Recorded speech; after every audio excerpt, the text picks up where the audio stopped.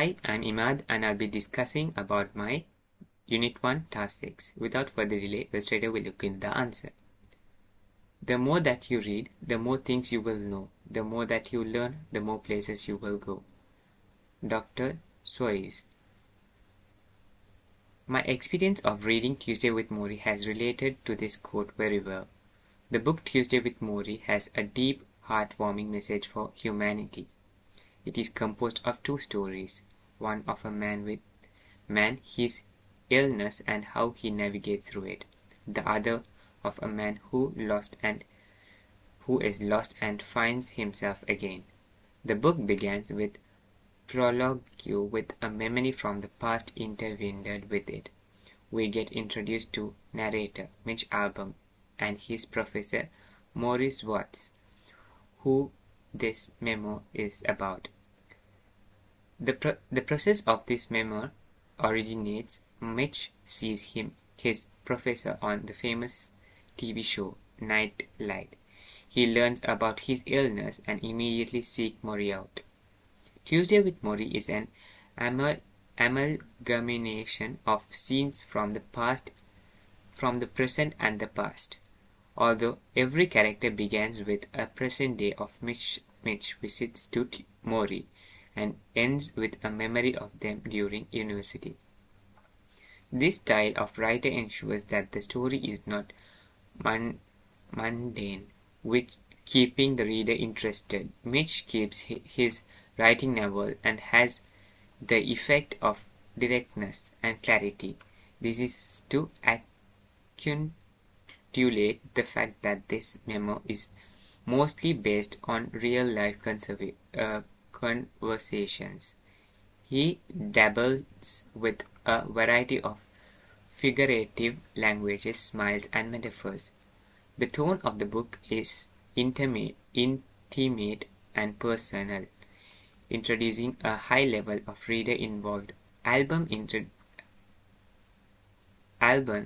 introduces his younger self in a direct manner so that the readers can have a clear conception of the man he has grown into. He also emphasizes on the quality of Morrie, providing an idea of the contrast of character and values between two different individuals, especially of two different generations. Several themes are explored in this book. The predominant theme is teaching and learning. Mitch described this book as his final thesis for Morrie's class, and the lessons for his thesis are during their Tuesday meetings. In every conversations between Mitch and Morrie, there is a message delivered, even as he gets closer to death. Morrie is sure to continue his teachings even if it is through writing on scrap paper. This shows how important teaching is to him, and how important it is for Mitch to learn it. The Night Light shows is another medium for Morrie's teaching. However, watched it learn something from Morrie. Finally, the book contains the whole Morrie's teaching, and by publishing this novel, Mitch has become a teacher himself. The next theme is death. Death could be preserved into two manners, positive and negative. Morrie's positive take on death is what allowed him to live a wholesome life after his diagnosis. He made death an excuse to do good, teach the world. Death is seen as the primary catalyst for good in both Mitch and Morrie's life. The death of his uncle led Mitch to pursue a master's degree which made him highly successful, and the lack of love and affection in Morrie's life after his mother's death drove him to build a loving and caring family. Morrie says to Mitch, "Once you learn how to die, you learn how to live." He repeats this so that his message gets ingrained in Mitch's mind. Morrie's lessons about death are not just lessons about what to do when dying, but are lessons about how to live life. Other themes explored in these books are culture, religion, acceptance, relationships, and family. The theme and the conversations stem from real-life feeling and incidents. These talks between Mitch and Maury created a personal relationship between them. A relationship where both were able to confess their deepest thoughts and secrets. Maury ensures to explain that money and fame are insignificant when compared to love and family. He views the toll it has taken on Mitch and his life, so he questions Mitch directly, making him open up. We see a huge character development in Mitch here, from being a closed-off and materialistic man, he turns into a man willing to change his life to better.